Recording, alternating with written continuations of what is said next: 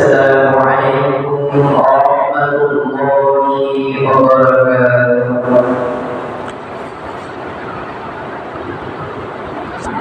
الحمد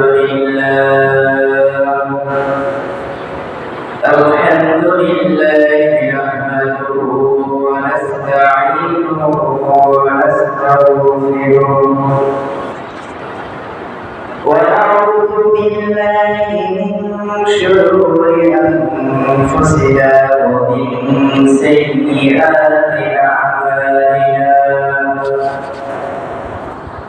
من يهده الله فلا مضل له ومن يضلله فلا هادي له. ونشهد أن لا إله إلا الله وحده لا شريك له ونشهد أن محمدا عبده ورسوله أرسله بالحق بشيرا ونذيرا وداعيا إلى الله بإذنه وسراجا منيرا. أما بعد فقد قال الله تعالى في كلامه المجيد والفرقان الحميد. أعوذ بالله من الشيطان الرجيم. بسم الله الرحمن الرحيم. فلما بلغ معه السعي قال يا بني إني أرى في المنام أني أذبحك فانظر ماذا ترى. قال يا أبت افعل ما تؤمر ستجدني إن شاء الله من الصابرين.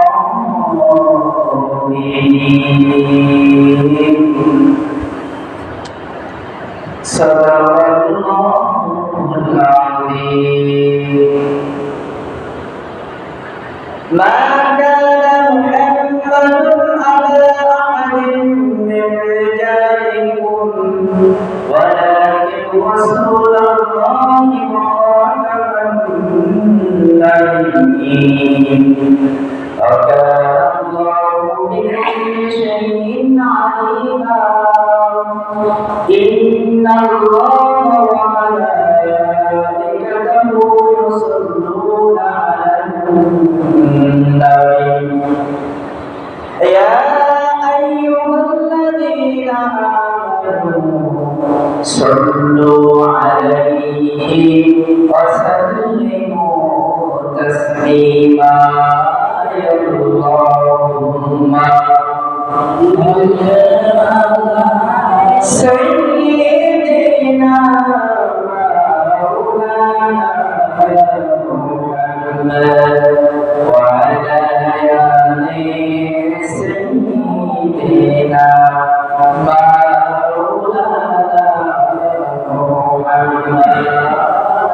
اللهم صل على سيدنا مولانا محمد وعلى آل سيدنا مولانا محمد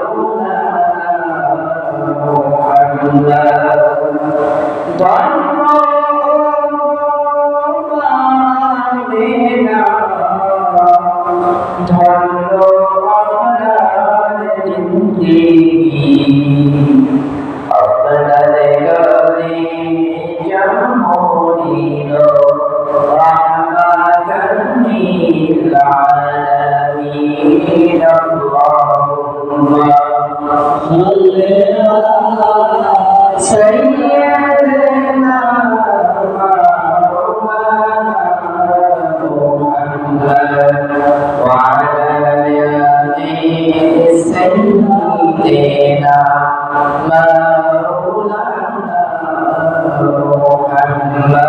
محمد معزز محترم شرم المسلمين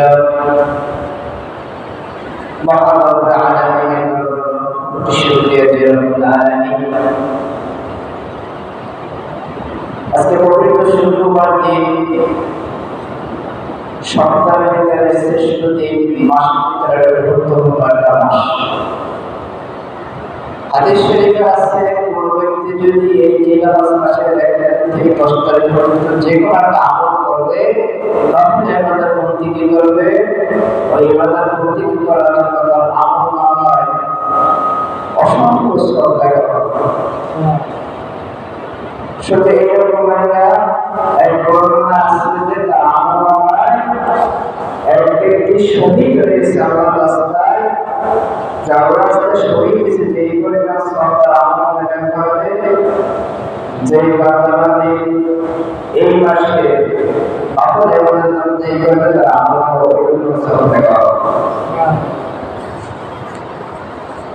সেই গুরুত্বপূর্ণ মাসের ভিতরে এবং সপ্তাহে মহান রব্বুল আলামিন দরবারে হাজিরা দেওয়ার তৌফিক দান করেছেন এই জন্য প্রাণ বলে অন্তরে স্তর থেকে শুকরিয়া আদায় করি আলহামদুলিল্লাহ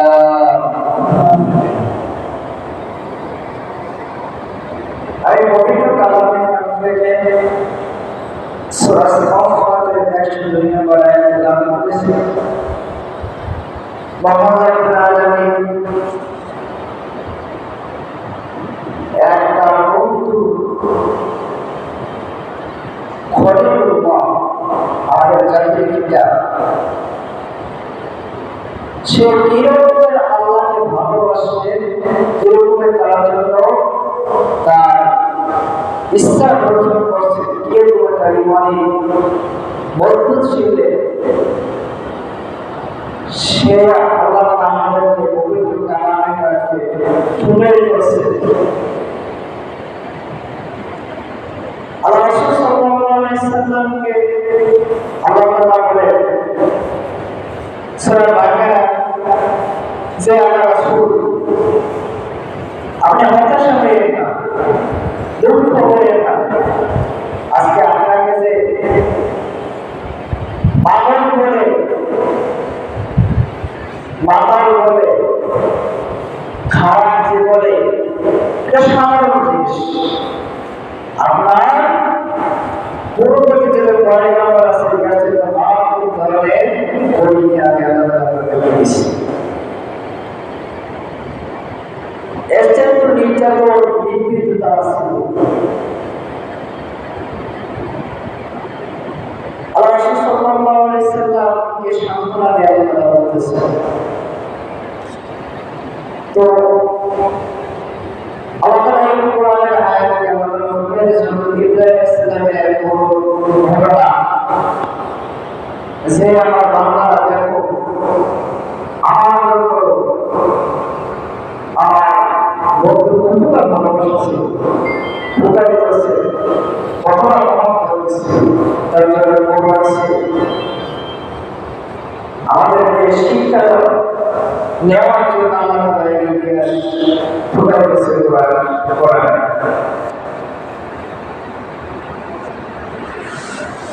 আমাদের জাতির ভিতরে কিন্তু একটা নিয়ম থাকে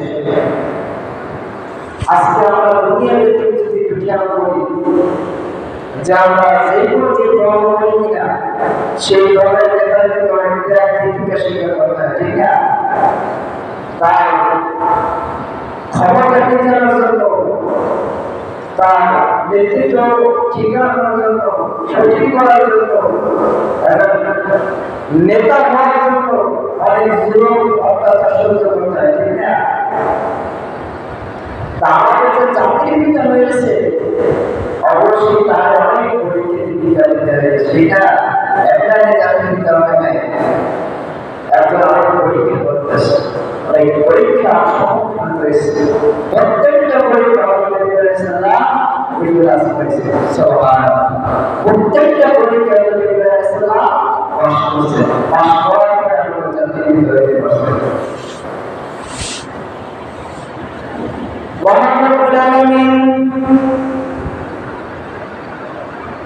আমাদেরকে যে শিক্ষা দেওয়ার জন্য পবিত্র কালামে পানি যে ঘটনা হয়ে গেছে, আমাদের জাতির পিতা এমন একজন পয়গম্বর আছেন, তাকে বলা হচ্ছে খলিলুল্লাহ, আল্লাহর বন্ধু, আল্লাহর জন্য, আল্লাহকে খুশি করার জন্য তার জীবনকে উৎসর্গ করে দিয়েছেন। আর আমাদের নবীকে বলেছেন আমাদের নবীকে আল্লাহ খুশি করার জন্য চেষ্টা করেছেন। আমাদের জাতির পিতা হযরত ইব্রাহিম আলাইহিস সালাম সেই ছোট থেকে মৃত্যুর আগ পর্যন্ত আল্লাহ তাআলাকে খুশি করার জন্য কি করেছেন আমাদের জানা আছে। আজকে আমাদের মহান রব্বুল আলামিনকে কিভাবে পাবো সেই শিক্ষা হযরত ইব্রাহিম আলাইহিস সালাম দিয়েছেন এবং আল্লাহর হুকুমের কাছে তার মাথা নত করেছেন আর তার কাছে মাথা নত করার শিক্ষা আমাদেরকে দিয়েছে। হযরত ইব্রাহিম আলাইহিস সালাম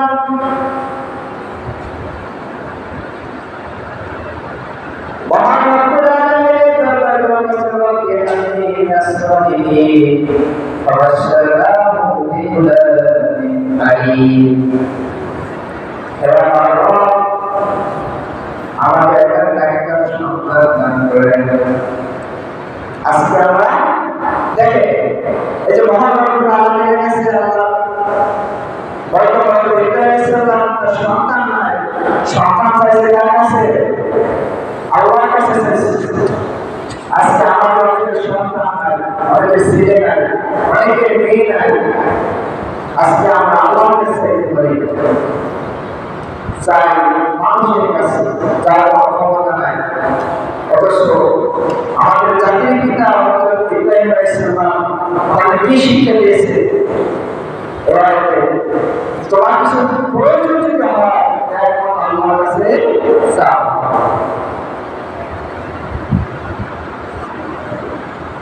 এই জন্য এটা একটা শিক্ষা আমাদের জাতির পিতা থেকে যে আমাদের যা কিছু প্রয়োজন হয় একমাত্র আল্লাহর কাছে চাও। নাম্বার এক, আজকে হযরত ইব্রাহিম আলাইহিস সালামের সেই ইতিহাস থেকে আমরা শুধু শিক্ষা অর্জন করব যে কি কি শিক্ষা আমাদেরকে দিয়ে গেছে ওই ইতিহাস থেকে ইনশাআল্লাহ।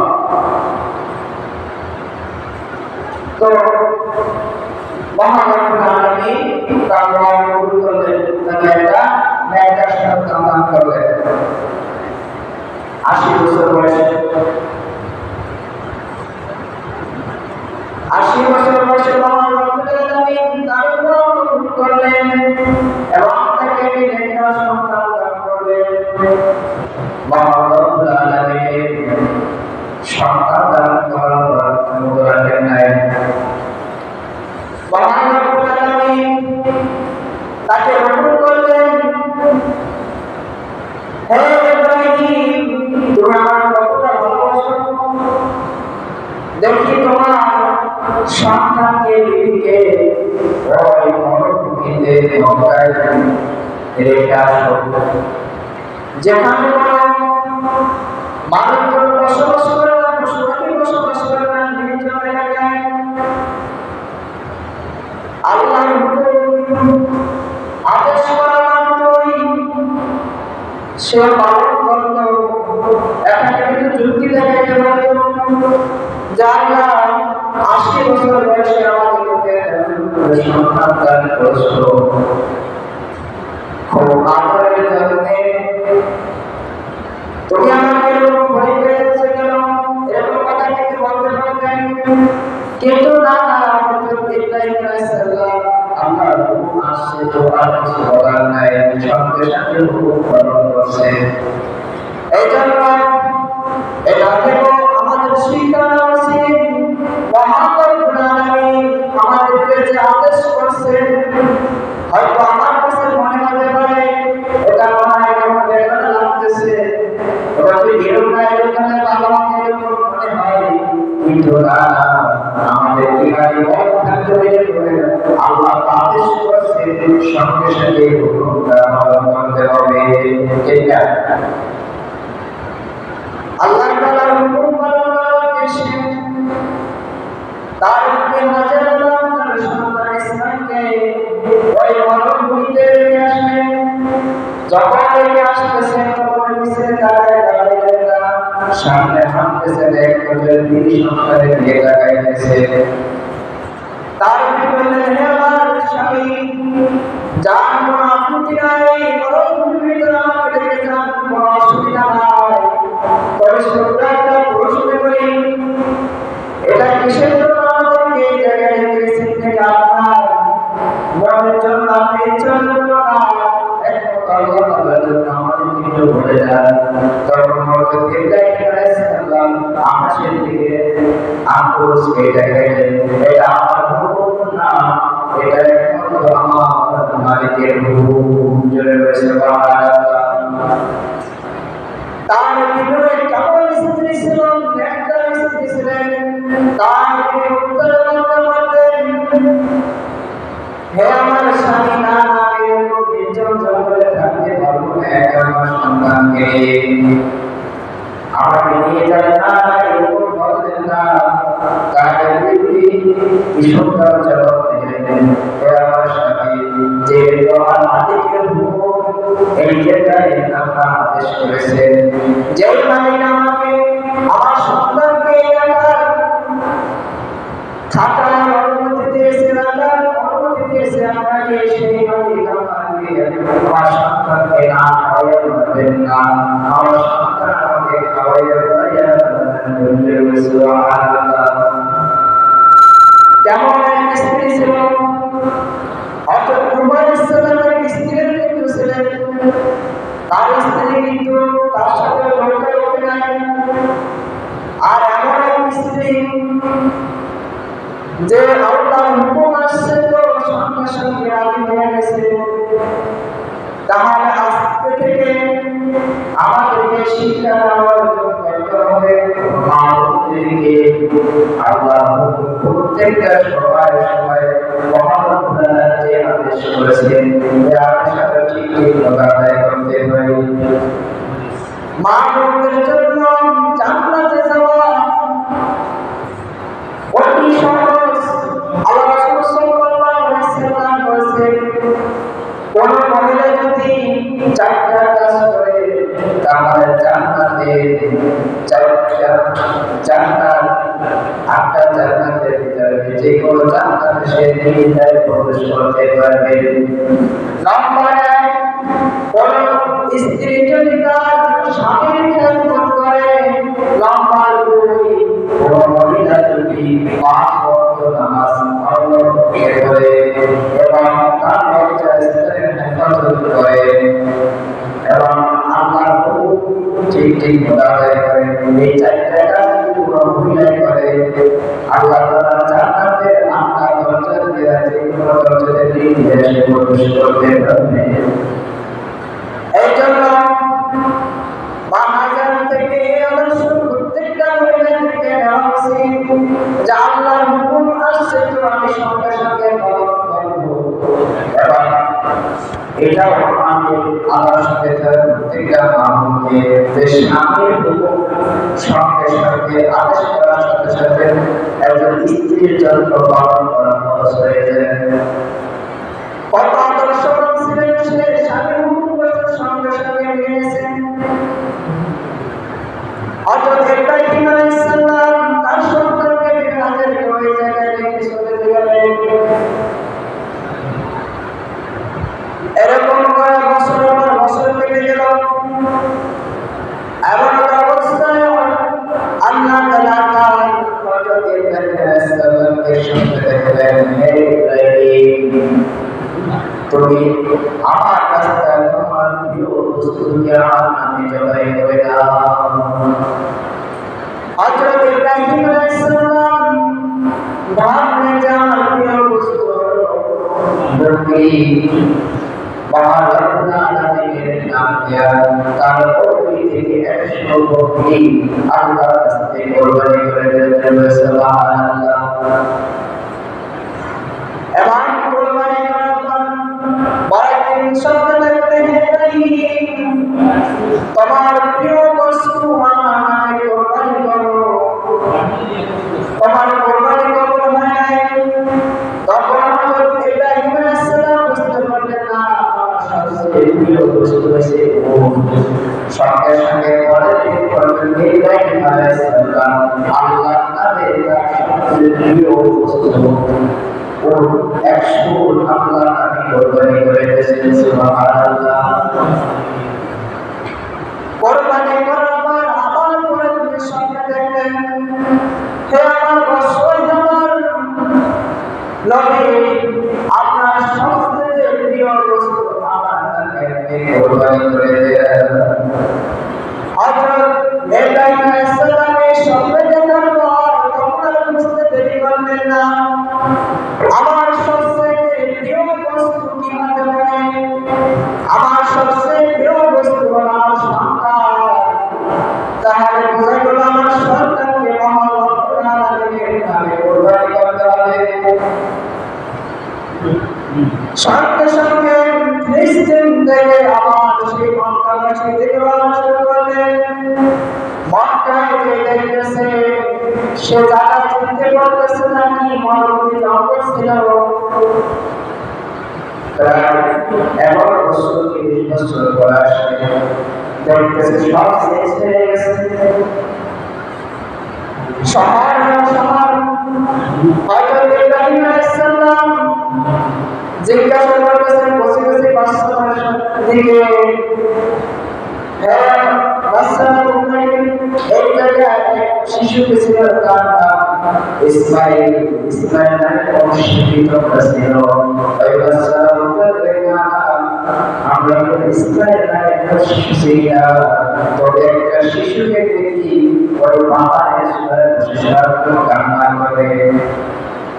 তখন আমরা তো দেখলাম বুঝতে পারি না আমার সন্তান হবে। তখন হযরত ইব্রাহিম আলাইহিস সালাম তার সন্তানের কাছে তার বলেছে দিল ওর সন্তান তার দিকে তাকাইলেন। তাকায়া দেখতেছেন তার গায়ে জামা আর তার বলতেছে এরকমই একটি জামা আমার ঘরে আছে। আমার এই জামা কান্না করে তার সাথে আফসোস করে। তখন বুঝতে দেরি হলো ইসমাইল আলাইহিস সালাম এটা আমার বাপ হবে। তখন ইব্রাহিম আলাইহিস সালাম বলেন আমার হযরত ইব্রাহিম আমি তোমার বাবা। তখন বাবা এবং পুত্রের ভিতরে হাওয়া করে কান্নাকাটি হয়ে গেল। খুব আনন্দে বাবা সন্তানের দিন কাটতেছে। এখন অবস্থায় মহান রব্বুল আলামিনের হুকুম তার সন্তানকে তার নামে জবাই করতে হবে, আল্লাহর রাস্তায় কোরবানি করতে হবে। আল্লাহর রাস্তায় কোরবানি করার জন্য তার সন্তানকে যখন ওই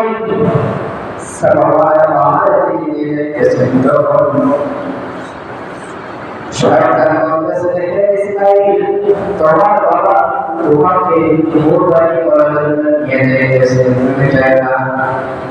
হযরত ইসমাঈল সাল্লাল্লাহু আলাইহি ওয়াসাল্লাম রূপে এবং আমার করতেছে আপনি আমাকে কোরবানি করতে আমার সাথে জবাই করেন, আমাকে যাইতে মানা করে। তখন হযরত ইব্রাহিম সাল্লাল্লাহু বাবা তুমি মাঠে পাথর দিয়ে ওই দিকে পাথর নিক্ষেপ করো। ওই পশিবাসার আমাদের পাথর নিক্ষেপ মহান রব্বুল আলামিনের দরবারে এমন কবুল হয়েছে। মহান রব্বুল আলামিন বলেন হে আমার যারা হাদিসে নামাজ পড়বে ওই পাপ যদি ঠিক না করে কেউ আসান কি কবুল করবে না। এতটাই কষ্ট হয়ে গেছে।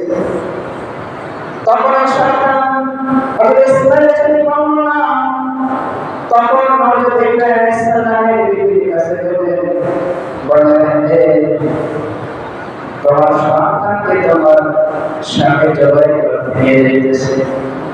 তখন বীর হাজার বলতেছেন কোন সন্তানকে তার বাবা জবাই করতে পারে না, এটা আমি মানি না। তখন শয়তান বলে সে তোমার সন্তানকে জবাই করবে কোন আল্লাহ তাআলার জন্য। জয় সুবহানাল্লাহ। সঙ্গে সঙ্গে তার স্ত্রী উত্তর দিলেন হে শয়তান, আমার স্বামী যদি আমার সন্তানকে আল্লাহর জন্য জবাই করে আমার মুক্তি নাই, আমি রাজি। সুবহানাল্লাহ। যখন ইব্রাহিম আলাইহিস সালাম ওই পাহাড়ের কাছে গিয়ে তার সন্তানকে কিভাবে চমৎকার করতেছে পাহাড় পুরা করে ফালাম্মা বালাগা মা'আহু সা'য়া ক্বালা ইয়া বুনাইয়া ইন্নী আরা ফিল মানামি আন্নী আদরাকুকা ফানজুর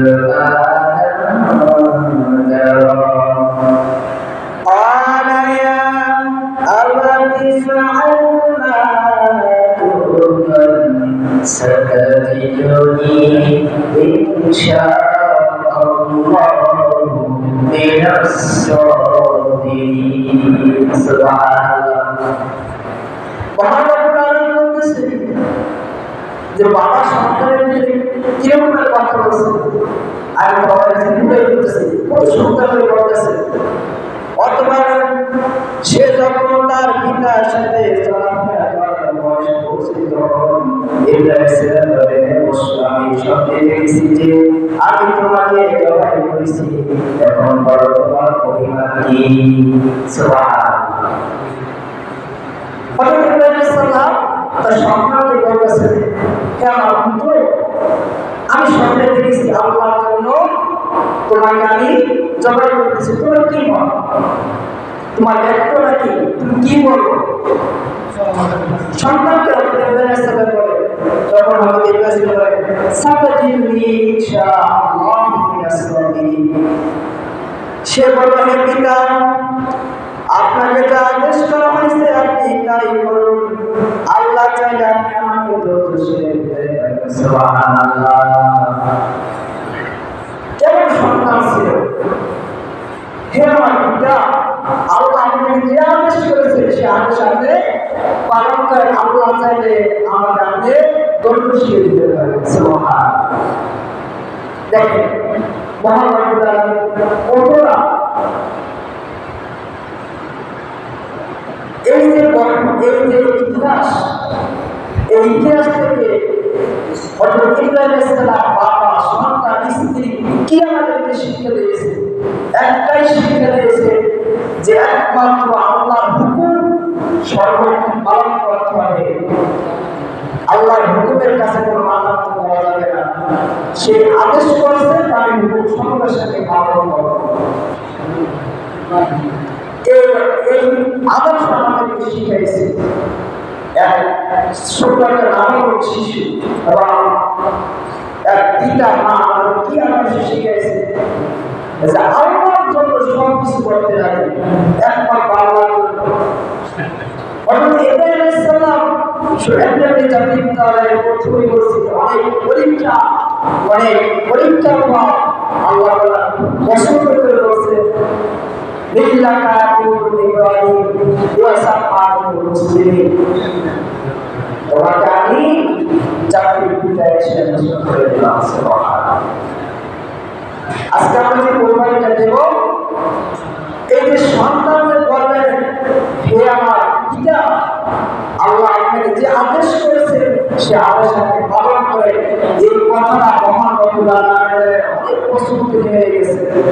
তখন এই যে বাবা পুত্রের ভিতরে যে একটা কথা কিন্তু চলতেছে, ওই সময় তাকে আসমান জমিন পাথর কাঁপতেছে, ফেরেশতারা কাঁপতেছে যে আল্লাহ এখনই হযরত ইসমাঈলকে জবাই করে দেবে।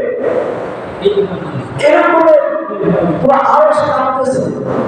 ওই সন্তানের কথা আল্লাহর কাছে এমন কবুল হয়েছে, সঙ্গে সঙ্গে জিবরাইল আমার রহমতে দরিয়ায় ঢেউ উঠে গেছে, আমি আর সহ্য করতে পারতেছি না, আমার খলিলুল্লাহ পরীক্ষায় পাস করেছে। সঙ্গে সঙ্গে তিনি জান্নাত থেকে দুর্বানে ইসমাঈলের জায়গায় প্রবেশ করে। সুবহানাল্লাহ।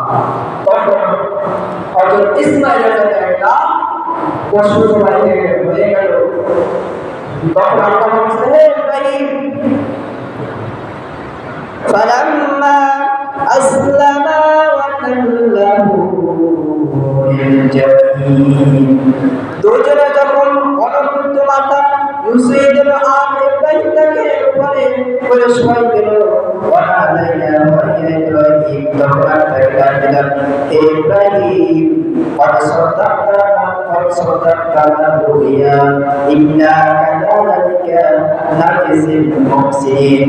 স্বপ্নে দেওয়া আদেশ তুমি সত্যি পরিপূর্ণ করেছো, এভাবেই আমি সৎ কর্মশক্তির দান করি। সুবহানাল্লাহ।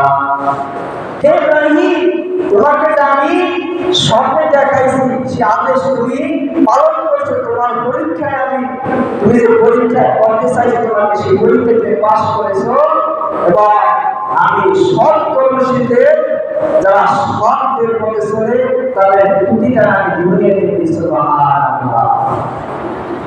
যারা ঈমান সৎদের পথে ন্যায়ের পথে থাকে, মহান রব্বুল আলামিন বলেন তাকে